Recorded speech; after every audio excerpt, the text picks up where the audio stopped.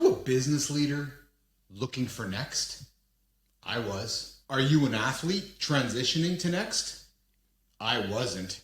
If you're looking for your next, this is the space for you. This is the Business Athlete Performance Lab. Hi, I'm Keith Billis, and this is Live in the Lab. All right. A little bit of weirdness in front of the camera there for anybody who's watching. So I'm like, hey, where's the button? Where's the button? I can't get it going. How did you go viral on TikTok? You were on America's Got Talent. How much do you get paid to be on AGT? Oh, you didn't get paid. Keith and Steve here in Live in the Lab. You're a great interviewer. I love it. 48 miles, 48 hours. And not just once. You ain't seen nothing yet.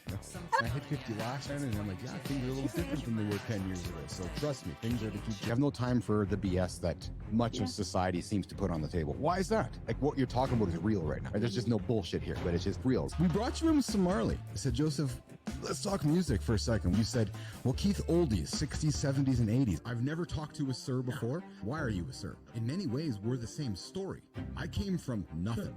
You came from nothing. I think the old saying goes that if you want a trophy, you climb Everest. If you want respect, you climb K2. I've built an AI myself, and it's pretty fascinating when you can have a conversation with yourself with your own knowledge. Have you done that before? Why are we rushing to make these tools if all they're going to do is hurt humanity? Does the world need an Oppenheimer moment with AI? What a fun show.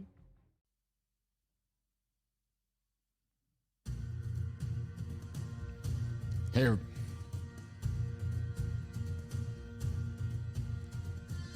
Hey everybody, there's that volume. You got Keith Billis here on a Tuesday and I'm live in the lab and I'm happy. Can you hear the music? What is it about bagpipes? Just creates joy, doesn't it? Oh, there's joy. Why am I so joyous? I'll tell you why I'm joyous. Let's listen to the music for a few seconds. Come on, if you're listening on the podcast and you can't get some joy going on, I don't know what you got to do. And if you're watching me and you can't see me smiling right now, come on, take it all in. All right, let's bring that volume down a little bit here. So why the bagpipes, you're wondering? Why the bagpipes? I'll tell you why the bagpipes. We got somebody from Nova Scotia today, Atlantic Canada. And I don't know why it is I think of Atlantic Canada, I think of bagpipes. I think of curling. You know curling? That sport where you throw the rocks down the ice. I curled before. It was angles and shit, and I ain't good at angles. I'm good at making stuff. Yeah, just listen to the episode with Justin Breen. Do your Colby Index score. I don't do angles. Although I have met with Kurt Angle. That's a story for another day. Nah. I do creative stuff, like this. Come on, if you're not clapping with me, I don't know what you're not clapping about. You know, if you're talking to Ian Clark, last week, what a story that guy had. Guys our age, you retired athletes out there, business guys out there, hey, time's our currency. It's not the money in the bank, it's time. All right. Out of Glory is done. The bagpipes are done, you guys. No more bagpipes. We're going to stop the tunes there and pay attention over here to the camera.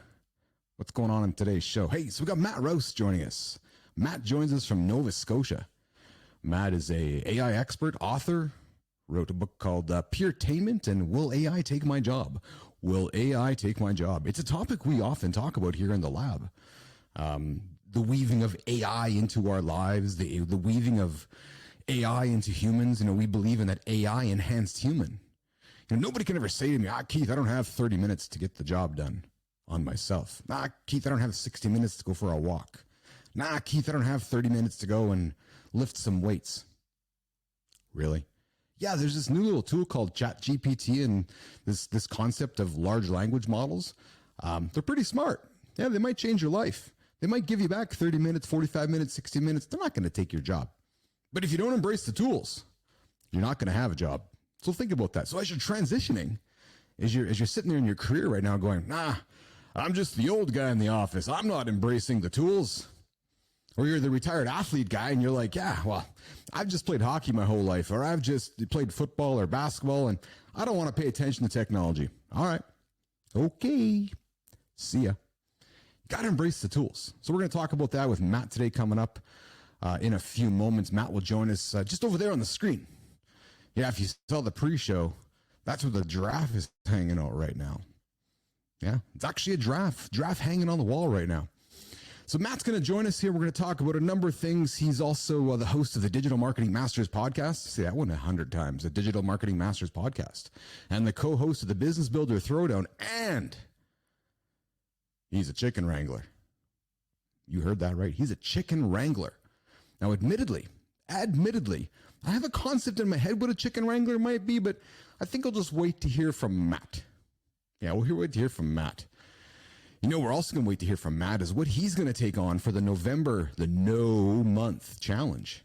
Now, if he's been paying attention to the show, and I would suspect he's not, and he hasn't been, but that's the funny thing, right? There's a secret kind of emerging across LinkedIn, X, and Instagram. There's this show bubbling up to the top in these people's feeds. And they keep hearing about it. And then these guests are hearing about it and telling their friends, and they're going, what is this?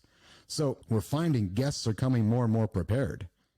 So we're going to have to keep this little surprise under wraps so we can keep the authenticity along the way. I'm going to quickly clear my throat with a pause and come back to you. So I got to tell you a few things before we flip on over to Matt. Man, am I feeling good. 6 days in. Halloween was 1 week ago. Yeah, 1 week ago, I was stuffing my ass with chocolate and peanut butter and getting all ready. Just got to get all that peanut butter into my body. Because why? Because I knew no month was around the corner. You know, the no month of saying no to something. I'm saying no to peanut butter. And today's day 6. And I got to tell you, less inflammation, no inflammation, better mornings after coffee. And if you can read between the lines with what I just said, you know exactly what I'm talking about. I have my cup of coffee and I get out of bed in the morning, have my coffee, and I go through my morning routine. And without the peanut butter, I don't feel the effects on my gut. So I got to tell you, man, if you're paying attention to this and you're on the no train with me, I'm sure you're feeling like I am. I'm sure you're feeling better. If you're not, it's not too late to start no month.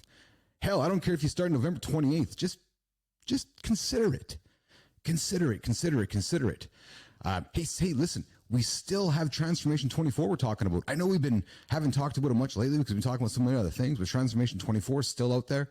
Not still out there, actively talking about it, actively talking to people about this curiosity about what's Transformation 24. You know that experience next year where we're taking 10 guys, 10 business leaders, retired athletes. We're all going to get on a team together for the year.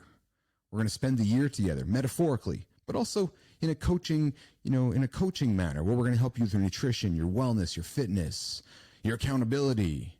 We're going to do a few retreats throughout the year. You can find that on bappel.ai. We're also going to talk with Matt today, and I want to quickly yip on this. Yesterday was OpenAI Day. And I remember OpenAI Day yesterday, and then the year ago when they launched ChatGPT. It reminded me very much of when Jobs got on stage in 2007, I think, and introduced the iPhone. And then every year after that, as the world kept changing, they kept sending their updates out every annual September event, and we saw how the iPhone changed the world.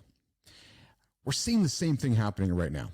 And yesterday, big thing happened that a lot of people probably really don't recognize or realize, especially our audience, of what's going to happen and what's going to change.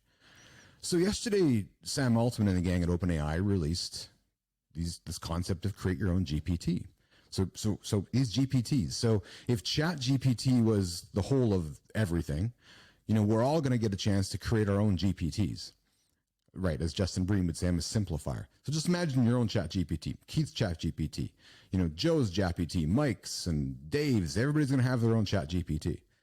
And then they're all going to talk to each other as agents, right? They're all going to communicate it on our behalf.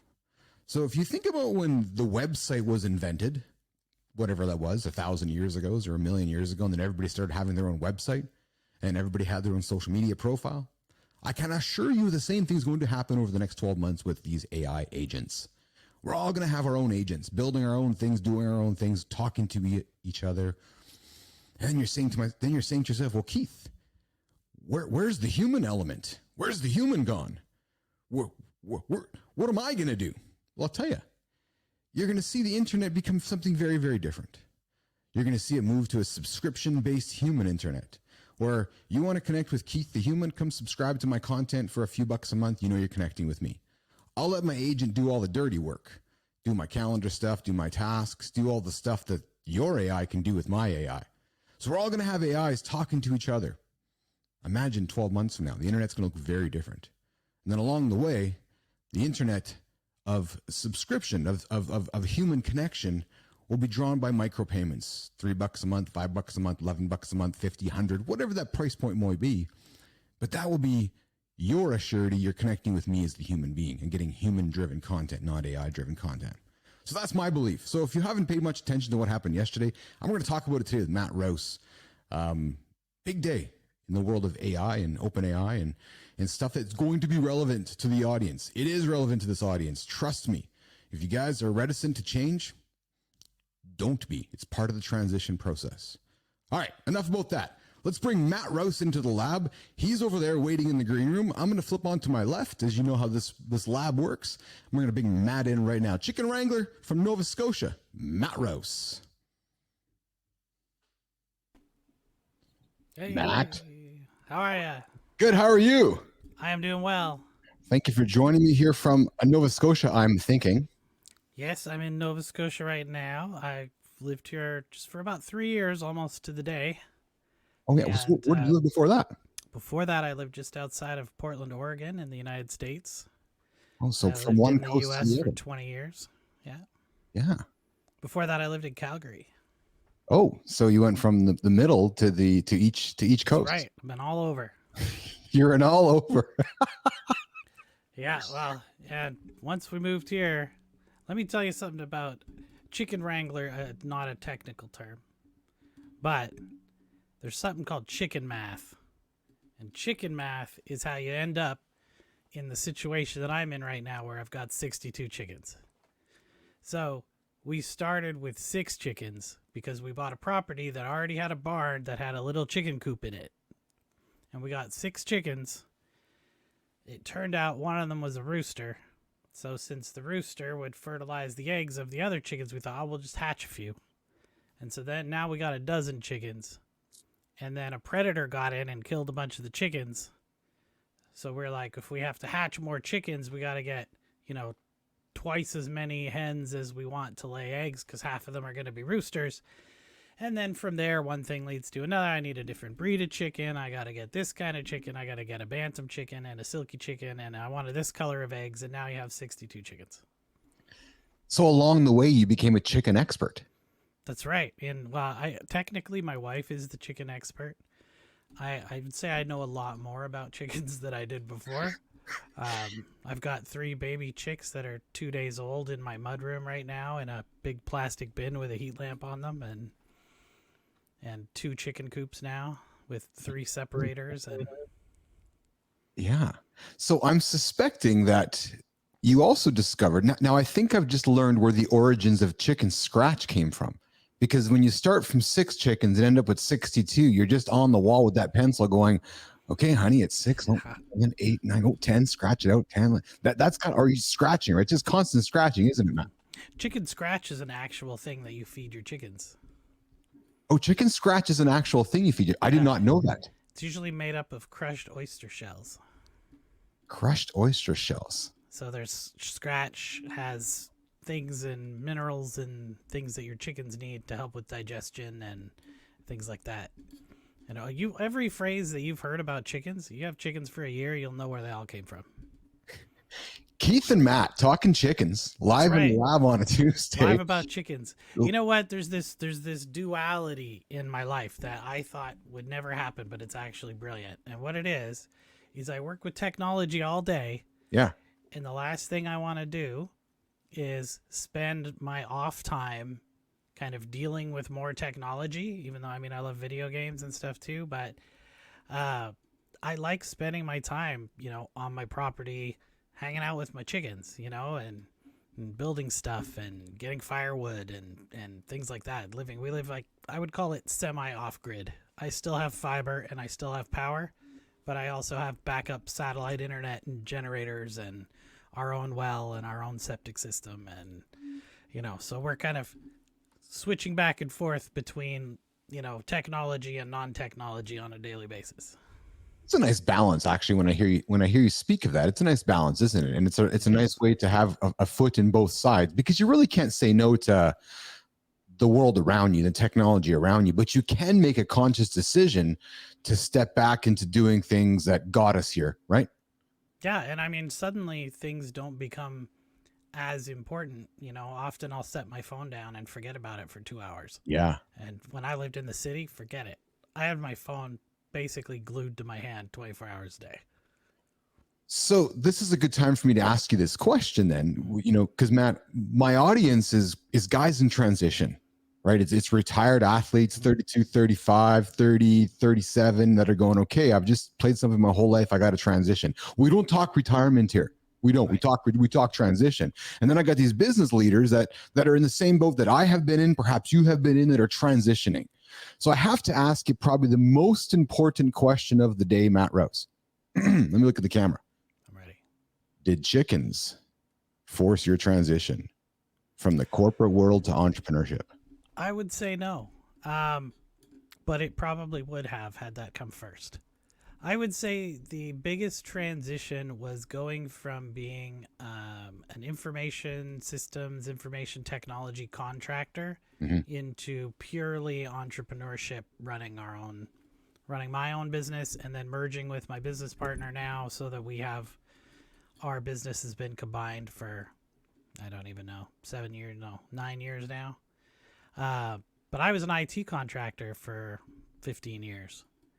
And for large companies with huge marketing organizations, which is how I got into marketing. I used to work for Intel, Enterprise Software Marketing Group, and I used to work with Nike several times, and some of the biggest marketing organizations in the world. And I was always supporting those marketing groups on the technology or the software side, but I had run a side business since the 90s, working on websites and ads and things like that. So the transition was, can I make enough money to do this full time? And the real, I would say, like, the defining moment of that transition was my wife and I sitting down and saying, can we take, at least 50% pay cut for the next 6 to 12 months to make this happen? It was tough, but we did it. Talk about the support your wife gave you to make that decision. Because often entrepreneurs are just the entrepreneur, but nobody thinks about the family that has to go through that as well. That's right. Well, we didn't have any kids at the time, which helps, right? Because you don't have as much of a financial burden. But she was working. She had a good paying job, and we were able to kind of use that financial support to get through. But I mean, it was a slog at the start. As any entrepreneur will tell you, unless you have a business that gets some kind of massive amount of funding, or you already have cash going into it, it is a slog to get started in a business. Like, you're working 100-hour weeks for no money, right?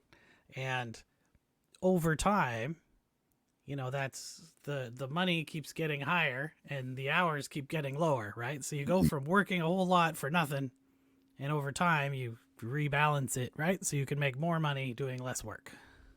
I've never had more fun and have made less money than in what I've been doing since I've started this show.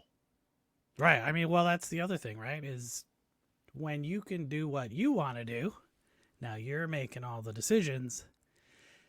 And even if it's not the right decision, you got to make the decision, which is way more fun than having somebody else tell you what to do. Yeah. So Matt, let's just keep going down that path of transition. So you and your wife sat down and you made the decision that, yeah, we're gonna move out of the contractor secured life to more of an entrepreneurial life. How long did that transition take you? Like, when did you start seeing money? You talk about the slog, Matt. How long were you slogging before you kind of were like, okay, we're making some money now? So the IT world, I don't know if you have much experience in contract work or not, but I do. Contract work, as you may know, has some pretty large gaps between jobs sometimes. Yes. Right? This one's not going to start for 3 months till after this one, and you don't have time to get a 3-month job in the middle, and you got to stretch your money out between contracts, or contracts dry up. You're supposed to start this day. They go on a hiring freeze and you lose your job before you even start, and all kinds of crap happens, right? This company gets purchased by this company, and you're at the same desk, but you lose your job for no reason because they could lay off all the contractors without calling it a layoff. And there's all kinds of stuff that can happen. So everyone told me, if you start your own business, what about job security? And I'm like, I don't have any job security now. Yeah. Right? I'm like, I'm losing my job every 6 to 12 months anyway. So, and I don't know how many people told me that and then ended up getting laid off, right? But when you run your business, how many customers do you have? And I mean, customers, let's say people who pay you regularly. If one of them leaves, right? Like my agency, we have roughly, 130 customers. So if one leaves, I lose less than 1% of my income. But if I have one boss, then that one boss lays me off, I lose 100% of my income. So now I'm transitioning. I've got a few customers who are paying me regularly to do some stuff. It's not enough to pay the rent or the bills, but it's enough to kind of keep the business going. And then I can focus 100% on just trying to grow the business. And I would say the first 2 to 3 months was really tough. And then I watched this super old video by, I can't remember his name right now, Noah Kagan, who now semi-famous for AppSumo, and he's a big content creator now about growing wealth on YouTube and stuff. Back in the day, he wrote a book about basically how he lost $1 billion because he got fired and lost all his stock options from Facebook. And he gave a talk for startups saying if you can't sell the people in your own backyard, you have no business going out on the internet trying to market to people to make money. I thought that makes a lot of sense, right? So I just started looking around online. I found the local Chamber of Commerce had a meet and greet event every Friday, so I went to that. I went to everything. I went to the libraries having a book club. I'm going, right? There's a dentist meetup. I'm going to the dentist meetup. I don't know anything about dentistry, but I'm going to go, right? I'm just going to meet all these people. And so I went and met all these people, and they started to see that I had some expertise. And they would say, well, I have this problem with my website, and our website guy takes 3 months to get back to me. And I'm like, I can fix it in 10 minutes. It'll be $50, right? Whatever, right? And now we're getting business in the door, right? And then we start to go, how can we generate leads for these businesses? Because that's what they're doing. They're out trying to sell, but do it in a way that we can also generate leads for ourselves. Start getting into marketing, advertising, getting all that together. Now we got like a technology solution, right? My business partner is a good friend of mine for years. We're still business partners today. He actually moved to Costa Rica, and I moved to Canada. We both used to live in Portland. And so he is doing e-commerce businesses. He's a merchant processor in his company. So he gets doing websites where he can connect them up with payment solutions. I'm doing advertising and marketing, building websites too. We put those two together. Now we have a whole marketing machine. People could come to us, build e-commerce websites, lead generation. We could do their marketing. We could do their ads. We got, Facebook had just started running ads, and Google Ads had only been out for a few years at that point. And, so we're kind of early on the industry. It's not anything you can go learn at school yet because nobody has a program on, how to run advertising, digital advertising, because they just invented it, so we get that together, and that's kind of where things start to take off. Is now we've got division of labor, we got structures for pricing, we can start taking paying less money out to take people's money, and things really start moving at that point. We get to a point where it's starting to pay the bills. And my wife and I said, look, it's time that I think we're going to start our family. So when she gets pregnant with my daughter, she was able to quit her job, and we were able to live off my income from my business. And so we kind of had that trade-off, right? So she helped me get the business going, and then once I had the business going, she was able to transition, into, you know, being a mother, and she had kind of a rough pregnancy, and so she wouldn't have been able to do her job very often or very well. So it helped out a lot, and now she's a flower farmer. No kidding. Yeah, Yeah. chicken farmer and flower farmer in Yeah, the she family. takes care of the chickens and our daughter, and she grows dahlias, are a very specific type of flower. Yes. And yeah, we have about 3,000 dahlias. Wow. We'll have to come back to the dahlias. Hey, Matt, you mentioned something I don't want to lose sight of.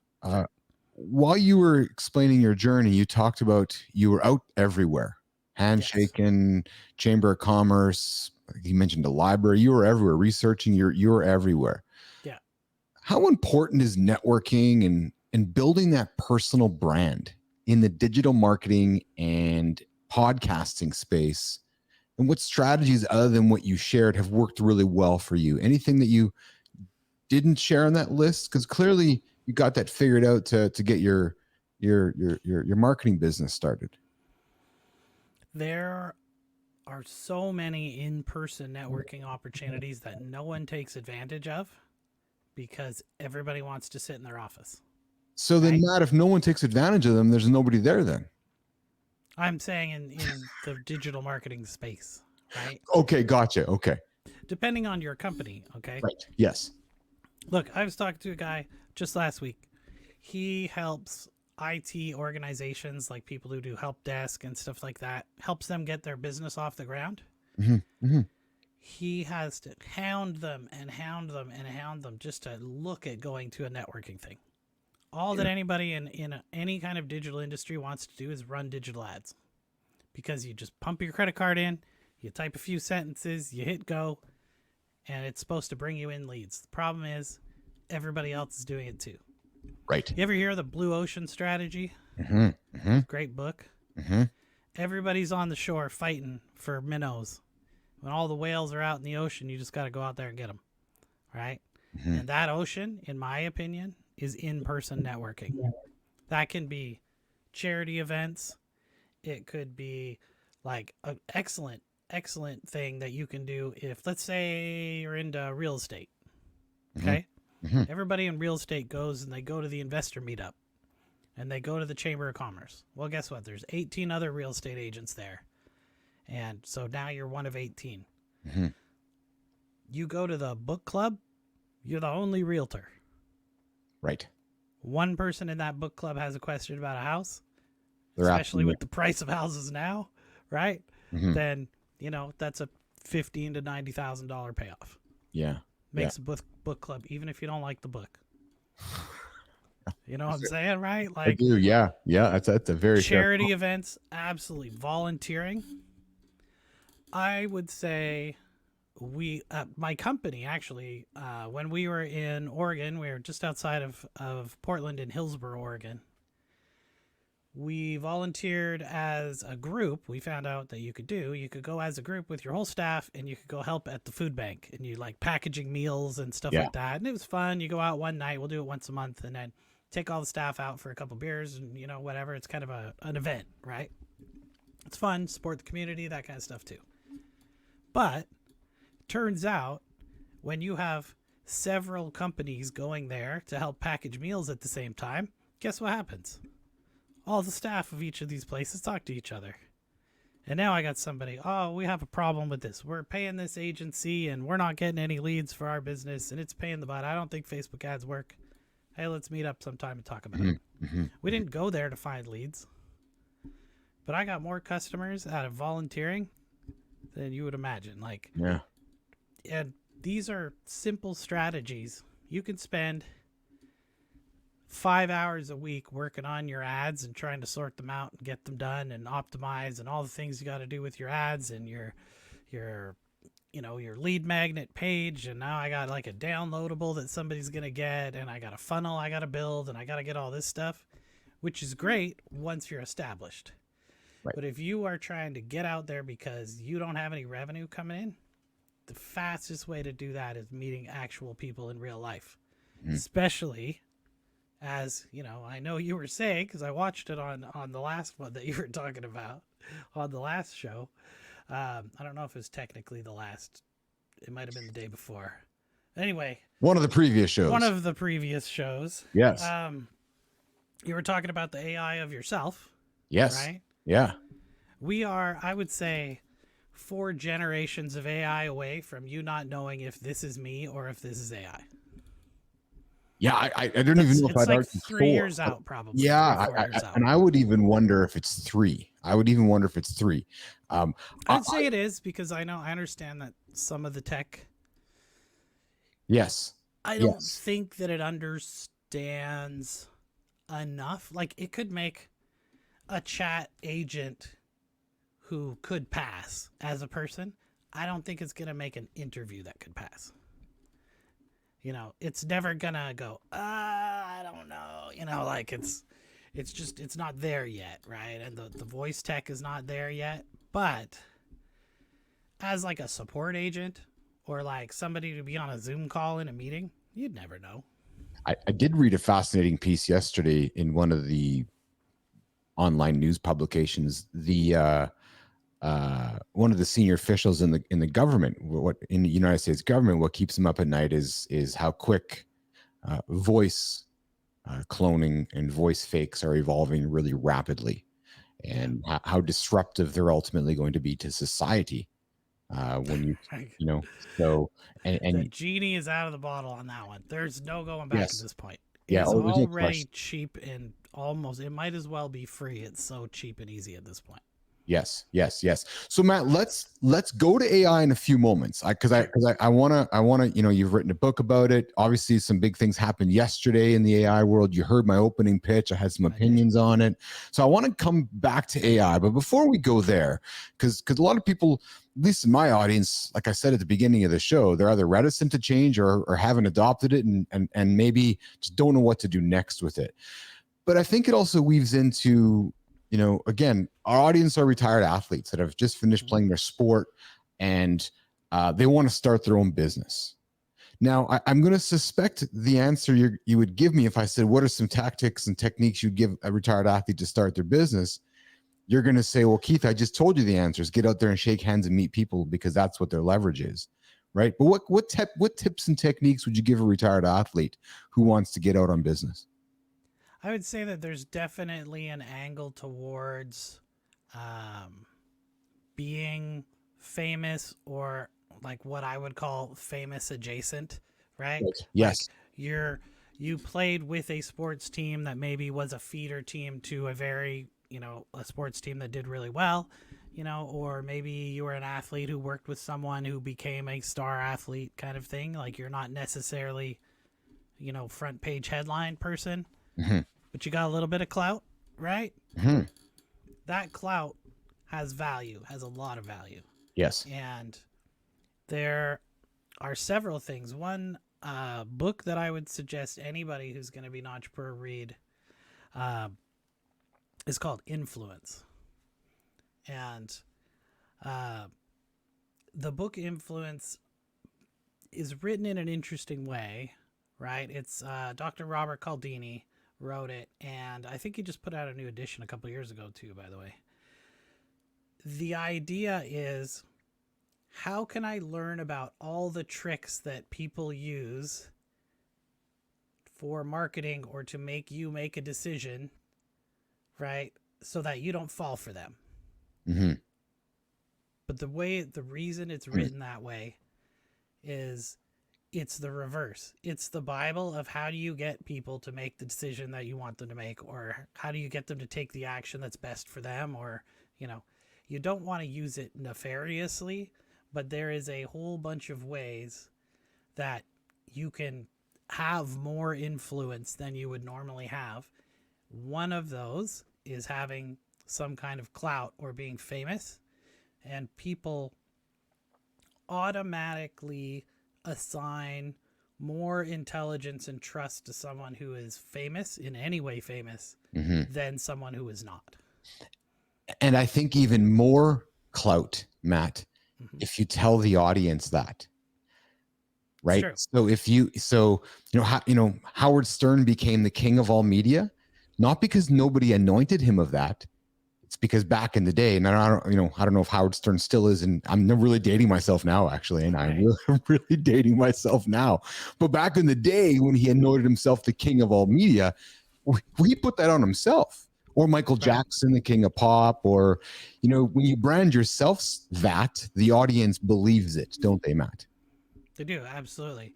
And there's also nostalgia is extremely powerful, as you can tell by the way that movies and TV shows come out nowadays. Everything's based on a former IP property, right? Some kind of intellectual property. Yes. And that's a nostalgia factor.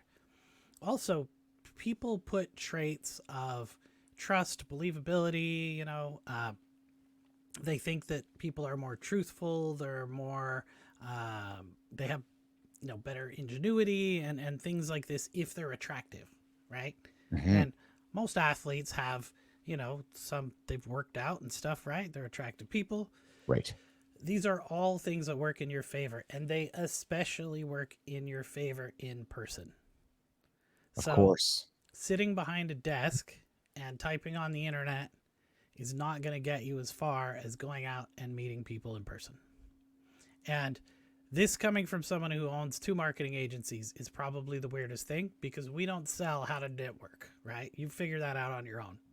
But once you've tapped out the networking world and you need to bust through the ceiling to get to the next level, that's where we take over, right? So if you want to get to that first point, though, you'll really need to be meeting people in person, and that could not be more important than it's going to be in the next few years. Yes. Solidifying those relationships with people is the only way you're going to compete with disinformation. Oh yeah, disinformation is a whole other conversation we can rapidly dig into as well. Absolutely. Hey, Matt, as a business athlete, we believe structure and accountability and systems are the secrets to success. Now, you're someone who's passionate about your personal growth, your professional growth. What systems or strategies do you use, Matt? Both to take care of your physical self, your mental self, your emotional self. You talk about your relationships with your wife and your daughter. What systems do you have in place to make sure all those things are taken care of, including Matt Rouse, the guy in front of your own mirror? So family time, obviously, I mean, people tout that all the time, but I don't think you can say enough about it. Being outside, clean air, clean food, clean water, get out of the city, go for a walk, go for a walk on your break, take breaks. All those kinds of things are going to protect not only your mental health, but also your creativity.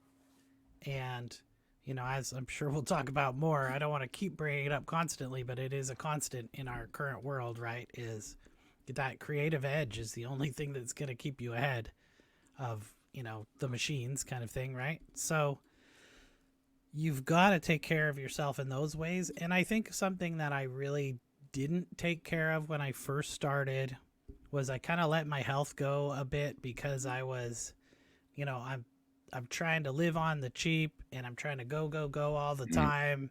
So instead of taking having something good for breakfast and something healthy to eat during the day, it's whatever I can get at the Starbucks, and I'm going to have 15 coffees a day to stay awake and sleep for 3 hours and, all these things. You got to take care of yourself. And even if you have to work a lot, you get to a point where staying awake longer, the work that you do is not any good anyway.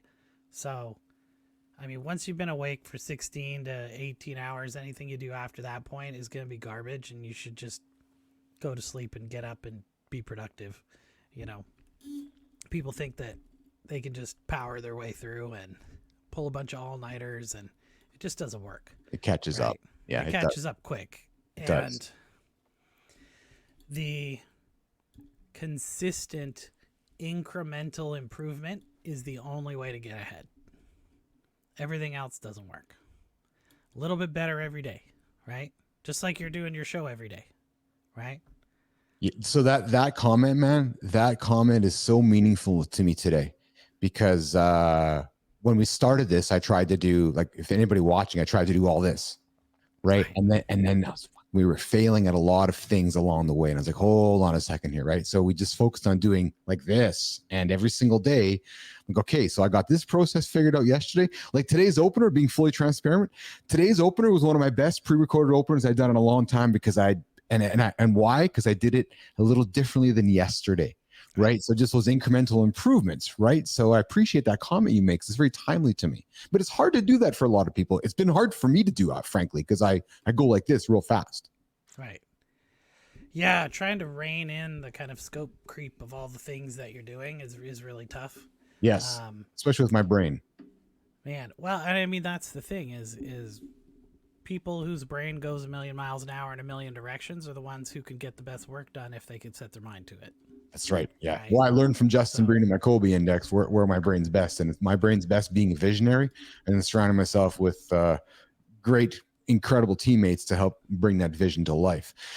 Matt, let's pivot from vision to some AI kind of. So I'm a closet nerd for sure. And I mean that term lovingly. So let's talk about it. Let's start with this. Marvel or DC? I like the original kind of 80s and 90s Marvel. Yeah, okay. I'm a big fan of. I've actually got the signed cover of Secret Wars 11 with Doctor Doom on my wall. Nice. The original one. Yeah, it was great. I don't know if you could tell, but I'm wearing a Dungeons and Dragons shirt with. Well, I can absolutely tell, and I'm loving the vibe you bring into the show. So that's why I'm going here. I've said this a number of times on the show. It would appear like we're moving into a world like the Terminator or like the Avengers, where there's humans, there's these world governments, and then there's the machines. There's a few powerful people like that can control wars because they have so much money. You see, AI moving to AGI. Matt, you've been around long enough, like myself, I suspect. It's hard not to see that as kind of a fellow nerdy, like looking at the world, isn't it? Yeah, I think from a sci-fi futuristic kind of perspective, I think most of people's fears that you hear in the media about AI are completely unfounded. However, there is other things that are probably worse that they're not talking about. Right. So a good example would be, everybody always brings up this same argument that's been around since the 60s. They call it the paperclip dilemma, right?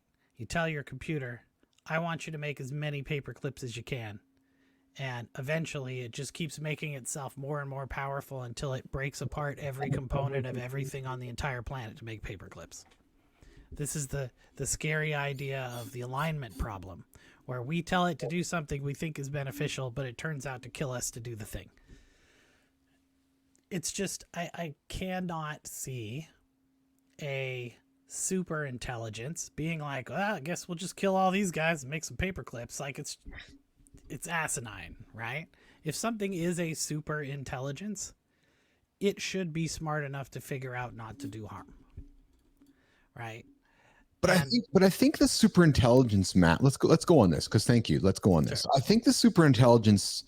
So I hear your point of view, but what scares me about super intelligence is disinformation and subtly changing narratives over a period of time, which changes cultures and humanities and people, where before we know it, we don't remember where it started, but it started from the seed of non-truth. Now, let's not even get into truth, because truth is debatable these days as well. But that, to me, is where I get a little nervous with super intelligence and AI and AGI, etc. Do you follow me? Yeah, well, of course, every generation thinks they're right now. Right? So, yes, of course. 50 years ago, everybody thought that if you were experts in ethics and morality, you had it figured out and you know what those things were. But those are not the same things that people talk about now when it comes to ethics and morality, right? Mm-hmm. So to assume that we have figured out ethics is, I mean, like I said before, it's kind of asinine. Like, there's got to be more to it that we haven't figured out, right? But I think the biggest fear that I would have looking forward is if you look at the structure of kind of totalitarian societies where the people in power are trying to stay in power at all cost. Mm-hmm. The one thing that stops them is that the people can overthrow them because the people are the machinery that makes the money that they need to keep in power, right? They need a tiny little bit of money from all the millions of people, which adds up to the millions and billions of dollars they need to keep their thumb on the people, right? But if the AIs and autonomous machines and autonomous robots can make all the production and make all the money, then they don't need the people anymore. And that would be bad, right? Mm-hmm. So if you can imagine, you know, a dictatorship that already treats its people as if they're disposable, Right. how much more disposable are they going to treat people when they don't need them to make money? Mm-hmm. And that's scary, right? It is. It absolutely is. So, Matt, you've written a book about AI. It's Yeah. this idea that AI, you know, what's the title of it? It's Will AI Take Our Job? Exactly. And will AI take our job, Matt Rouse? The question is, which industry are you in, and how long will it take before an AI can do that task? And in some cases, that's now. And in some cases, that's probably 10 plus, maybe 20 years from now, could be even longer. So it's going to vary by industry. And if you are immersed in AI, like I go to AI conferences and I listen to AI podcasts and I work on AIs, you know, I have several of them running in my office here, and I test things with AIs, and I'm talking about AI on here, and I wrote a book about AI. AI is everywhere. But if I ask one of my friends who, you know, works in the public school system, they're like, oh, that thing that people use to cheat on homework, that's what they think AI is, right? Yes. Yes. So there's a vast gap between people who think AI is everywhere and the rest of the population. So let me simplify this question for my audience. Sure. What version of the iPhone are we at right now with ChatGPT and with AI? You know, probably 3, Right. right? And well, I guess you could say 4 since we're on 4. But I mean, that's not really true though. So the usable version of any large language model was probably GPT-3. Mm-hmm. Anything before that did not yes. do anything functional for the average person. Like GPT-2 was used for sentiment analysis of Amazon reviews. Yes. And it would tell you, is it positive or negative? That's all it really did. And it could jumble some words together, but, you know, they weren't really helpful. So, Matt, you heard my opening. I talk about what happened yesterday. I think yesterday's announcement is the precipice of kind of tomorrow's website, where everybody started creating websites and social media pages for themselves. We all became identified. That was, so if we were to look at history, is the website became the social media presence. I think tomorrow is we all have our agents, right? And we're all interacting with our agents together. Do you believe that becomes the case, Matt Rouse? I believe that everybody will have multiple agents that they use. Yes. There will probably be some kind of interconnection between the agents. Yes. I believe Apple is going to come out with personal agents that are private to your device. So they'll work across devices for your own devices, but they'll be private to you, just like your iPhone has the same apps as, you know, your iPad, or you can move stuff from the same app store. I think that's going to happen. I think multi-agent systems are going to be what corporations start to use. So an AI agent, essentially, in my opinion, an AI agent is something that can work at least semi-autonomously, right? So it can do tasks that are useful on its own without you having to monitor it. So give somebody a specific task listening. So let's talk about maybe how you and I connected to have a meeting together for this show. What would you envision that process? So today's process is we exchange emails, we exchange calendar, maybe perhaps invites like Calendly, or I share my Google Meet calendar, and there's that process there of we got to select each other's appointment. What does that look like with Keith's agent talking to Matt's agent? All right, so you say here's my calendar to your agent, and you connect it up and you say, these are when the shows are going to be. And you can say, I want to find experts on business and productivity. Can you book them for my show? So it does the research on how the booking's going to work, which kind of agents you've had in the past, which kind of people you've had on your show in the past, reads all the transcripts, summarizes them all, says, here's a list of the types of people or industries or experts that I think would be interesting. Do you accept this? And you say yes. Then off it goes to search the internet to try and find those people for you. It tries to find them, contacts them, asks them if they'd be interested in being on the show, takes the responses, does the back and forth, brings it to you, says, would you approve this guest? Yes or no? You say, okay, sure. I read the summary from them that they found on the internet. Yes. Hit the button. It goes. It does the back and forth between the calendars, figures out when you're going to book them in, puts them in the available space, creates the social media, grabs their photo, makes your post, does all the things, puts it together, says, schedules it for you, schedules your YouTube, because it has access to all those things. It says, are these social media acceptable? Here's the images that we came up with. You say yes, off it goes, it posts them. It has its schedule, it's optimized to know when to post the stuff.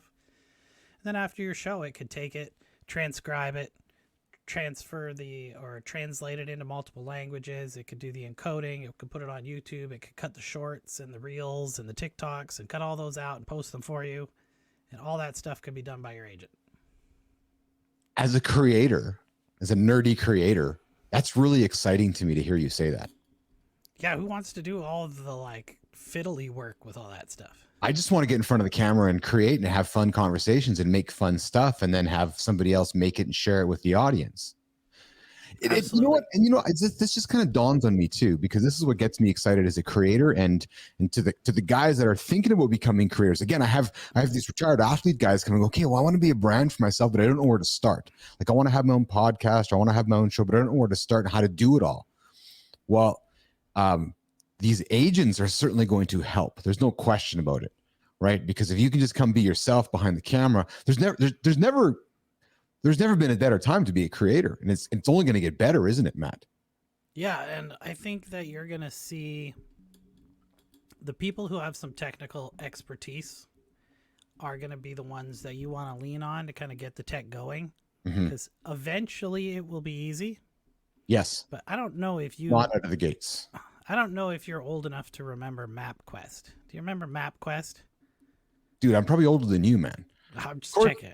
Of course I remember MapQuest. I still have a buddy who I know listens to this show. Hey, Chuck, where I know when him and I travel, Matt, I get the old text, and you know what it is?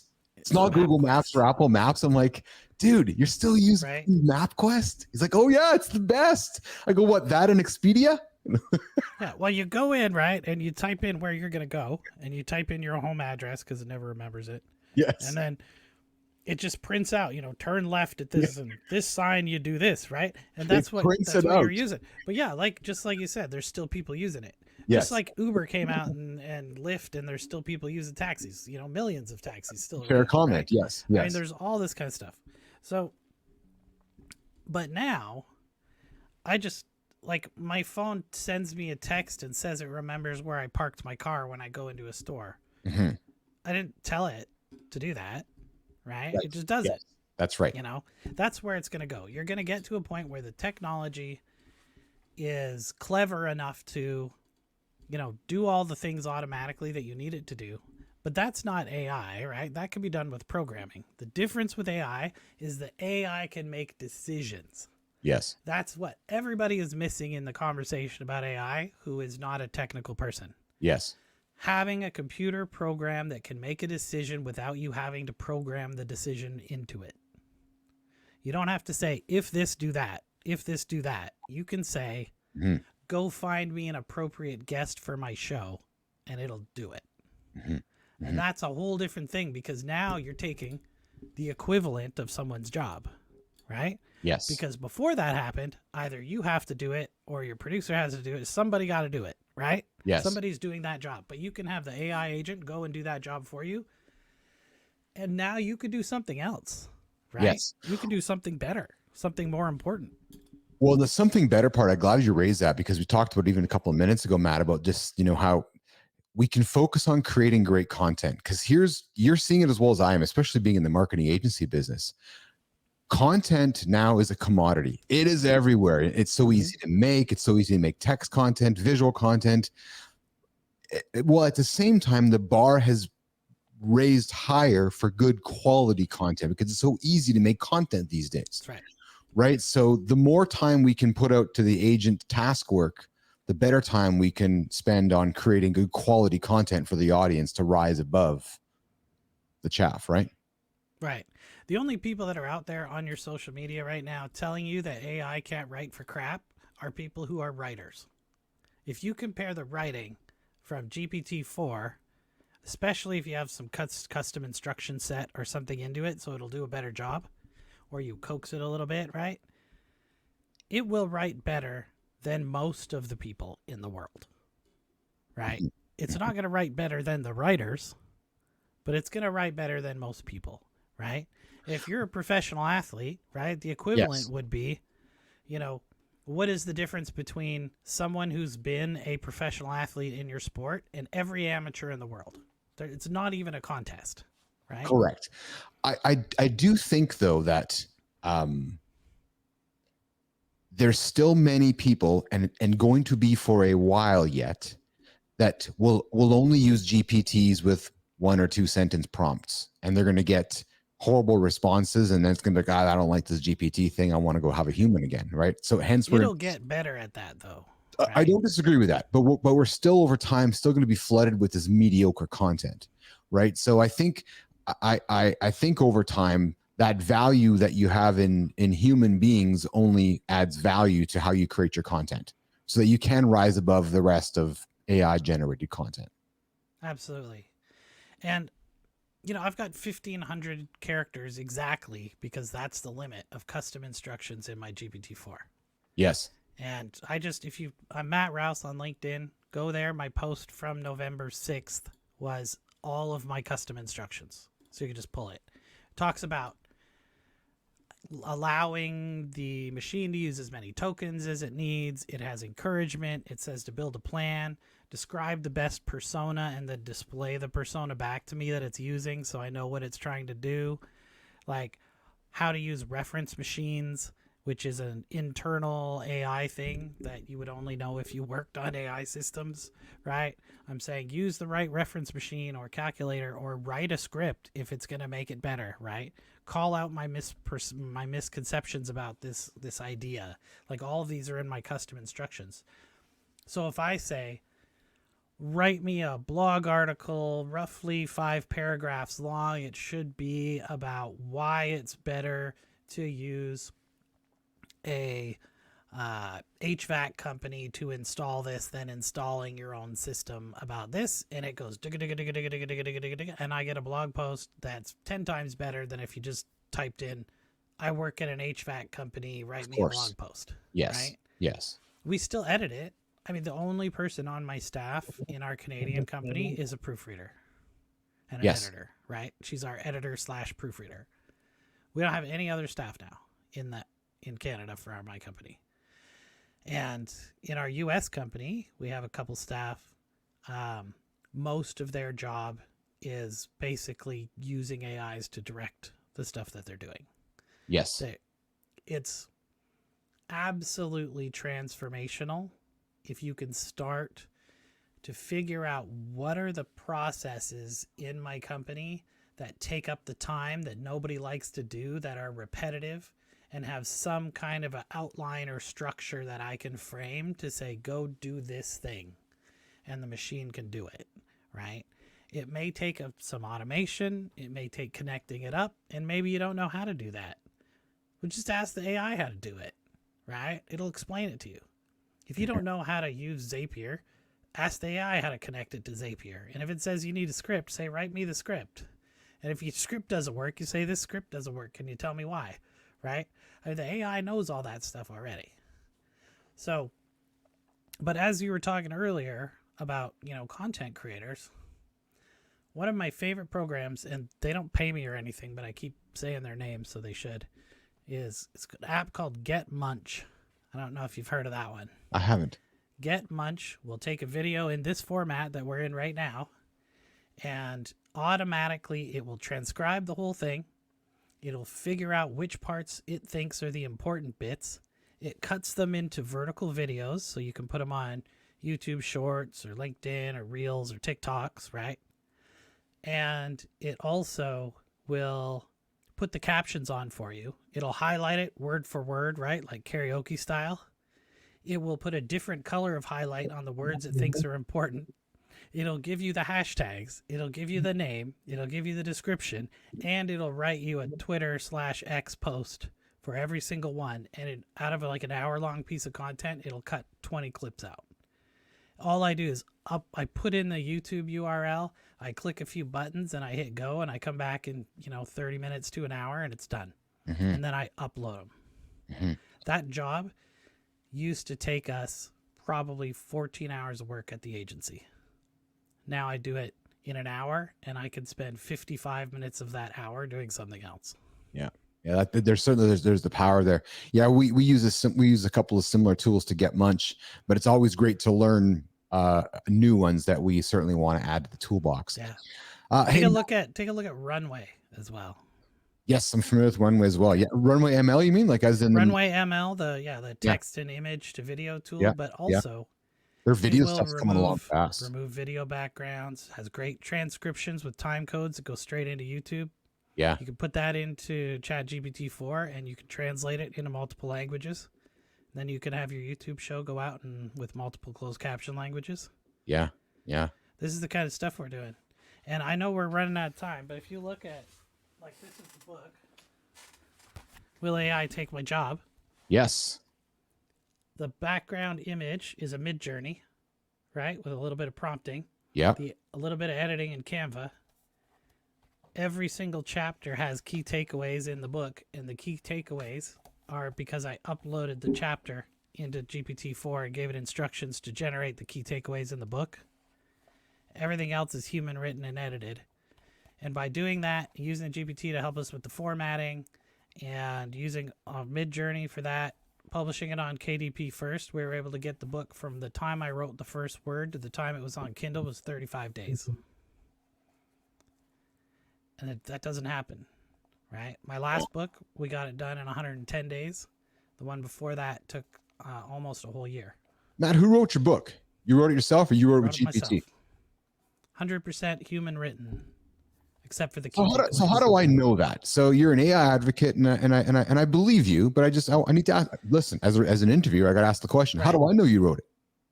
If you read it, you will be able to tell. Because AIs don't talk like people talk.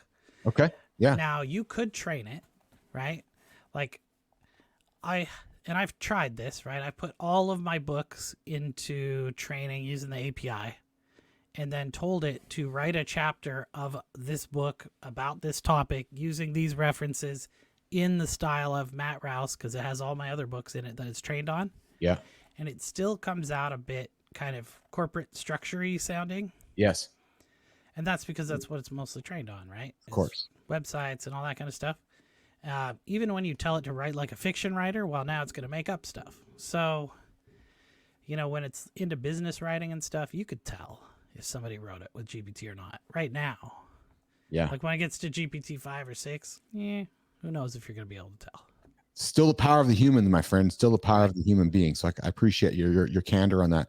So you know what I need, Matt? You gave me permission before the show, and I told you, I warned you that we're probably going to go into overtime. I need to make a mental note. I need an overtime buzzer so I can go ding ding ding ding ding, and all of a sudden overtime, because we know we're going overtime. So we're going overtime only because, well, I want to keep talking about you. You wrote a second book that I know would be interesting to our audience. Can you take a couple minutes and talk about the second book you wrote? Sure. My other book is called Peertainment. Peertainment is about the peer-driven entertainment industry, and there wasn't really a term for it that kind of encompassed everything, and that's how I came up with Peertainment. Peertainment is loosely based on the principles that drive the medium and not anything about the content. So I would say a podcast, a YouTube show, a TikTok, All of these are peer-driven entertainment mediums. And the reason for that is that they have a different structure than social media. The biggest failure I see when people are trying to become professional content creators, or they're trying to earn as a content creator, is they're taking things that people have said about the social media world and transposing it onto entertainment media, like puretainment style media. And it's not the same thing. There are 4 people that you have to keep happy if you're going to make any money on a puretainment site. And the first person is your audience, of course, right? If nobody watches you, then it doesn't matter. The second person is the AI. And I say the AI, but it's actually several AIs. But they're looking for things like the structure of your programming. What is the content? What was in each frame of the actual video? What's in the background, right? All of these things matter. How long is it? Who is it for, right? And then the last two is, one is the platform and one is the advertiser. Because you can't make money on advertising if your advertiser's not going to advertise on your platform, right? So if you have a video that's about, playing Minecraft, you're not going to get high-paying SaaS and car ads, right? But if you have an entrepreneurship video like this, right, the ads that you would get when this gets displayed on something like YouTube would have a higher CPM. And CPM stands for cost per meg, which is how much money does someone pay for 1,000 ad impressions. You get paid a portion of that revenue if you're a creator. So if you don't keep the advertiser happy because of the way that your content is, or who your audience is, and you don't keep YouTube happy because maybe you're not following the guidelines, or you're not trying to keep people watching as long as you can, which is the metric that puretainment type sites are looking for, is watch time, and you're not keeping the algorithm happy by having well edited, well structured, well shot, well lit, good audio in your content, and you're not keeping your audience happy, then none of the money will come. The only way to do it is have those 4 components. So one of the attributes of being a business athlete is being vulnerable. So we're going to be vulnerable right now on the air with you, putting it out there. So we're brand new to this. We're a number of weeks in. We're still trying to figure things out. Are you optimistic about our potential? Yes. I think that if you can stay consistent for a long period of time, then it will grow over time, and you're going to learn what works and what doesn't work. But you can't figure out which 2% of your videos are going to bring you all your views until you make the 100 videos that it takes to get the 2% to figure that out. Right? Yeah, that's a really great point. So we go live Monday to Friday. We create a show every week. We're creating a ton of content, as you can appreciate, Matt. You're from the business, right? So we're doing an hour. Well, we're doing over an hour today because you're a great guest. So AI, like our stuff, man. He's well lit, he's dressed well. We got good lighting. AI, we're interesting to look at. AI, we're interesting to listen to. So we're feeding the AI right now, Matt. So that's why I'm keeping you along here. But yeah, we're committed to this in the long haul, and I'm saying that so my audience hears this as well, because I know that the audience is investing their time into me and into this. And when we first put this together, Matt, and I think you'll appreciate this because you're a vintage fellow like myself. When it was decided we were going to do a podcast, I said, no, we're going to do a show. And we're going to do it Monday to Friday, and we're going to do noon. We're going to hold a time spot, just like you get used to seeing the 6 o'clock news or Monday Night Football or something that happens at a certain time. I don't care if nobody watches live right now on day 1 or day 2 or day 50. It's this idea of getting this stream of consciousness that, oh yeah, we're just noon Central Time, Monday to Friday, we got a live show. And a commitment to that. Do you agree with what I'm saying? Do you follow what I'm saying? I do. Our podcast, the Digital Marketing Masters podcast, we did it live in a studio. We had 4,000 downloads our first year. Yeah. And we had 50,000 our second year. That's awesome, man. Congratulations to you. Thanks. Yeah, we're just wrapping up season 5 right now. We just did our 250th episode. Good for you. That's awesome. I congratulate you for that. Okay. But it's about consistency. It is, yeah, and quality. It's all right? about consistency. Committing You know to what? I wish I had paid more attention to quality and kind of being more succinct and stuff in the editing at the start. it. Okay, yeah. Because I didn't realize until I started doing research for the book, for the Puretainment book, how tight editing has gotten. So, and by tight, I mean we cut when we're doing videos for clients who are content creators and we're doing editing for them. We're cutting out every breath, every pause. We're doing J cuts and C cuts so that the audio and the video is going on to the next thing while the audio is still playing from the last thing. We take the entire video and we'll speed it up anywhere from 1 to 5% to make it shorter, just slightly. Yeah. Like absolutely cutting every single thing that doesn't add to the end product. And you can't really do that with live, right? Mm-hmm. Well, I like the magic of live, yeah. right? So, and I'll be honest with you. I'll share my process. We were doing a bunch of editing post show after live, but it was taking so long, and just the economics of it weren't efficient on day one. So I'm like, you know what? Because we're doing a show a day, and then 24 hours later we're doing it again. I was like, we got to do a couple quick cuts and then post it up onto YouTube, and then do our shorts and do the post show process. But then Matt move to the next one because tomorrow's around the corner, and then iterate because we're in this for the long goal, right? So, but I appreciate your commentary on. I've even noticed myself that just these idea of shorts, right? Less than a minute, right? Sound bites less than a minute, sound bite less than a minute, right? Sound bite less than a minute, right? Yeah, I'm on repeat for a purpose there because there's a sound bite, right? There's a sound bite, right? We're trying to entertain somebody, right? So it's, but I'm fascinated by the game. I'm really excited being inside of it. I'm really excited doing this. I've thoroughly enjoyed my conversation with you, dude. It's been really, really awesome. And I'm hoping we can do it again. Yeah. Before I say goodbye, you heard me at the beginning. I said no to peanut butter on November. It's my poison. That's tough. Yeah. Thanks, man, for the support. So I'm gonna ask you for a pledge. I've asked every single guest since November 1st, and I'm gonna ask every single one who's coming up in November. That's right. And those that are on November 28th are gonna get off easy, I guess, right? But Matt, will you pledge with me a November pledge so I can link you to the LinkedIn post that's kind of got everybody holding accountable to their November poison. All right. Well, let me see. That's a tough one because, a lot of people give up things like they're like, I'm not going to drink or I'm not going to have sweets or, that kind of thing. But I'm diabetic, so I already can't have those things. Okay. So, I eat pretty healthy already. How about saying no to something you always say yes to? I think sometimes people have a trouble of always putting something on the yes list. I'm going to have to say no to getting more chickens then, probably. Okay. All right. What's your wife's name? Carrie. Okay, so I perhaps need to connect with Carrie as well off air, but we can't let Matt get any more chickens for the month of November. I already got 63. 62. Yeah. Well, I thought maybe one joined in the last hour. It could have happened. You never know.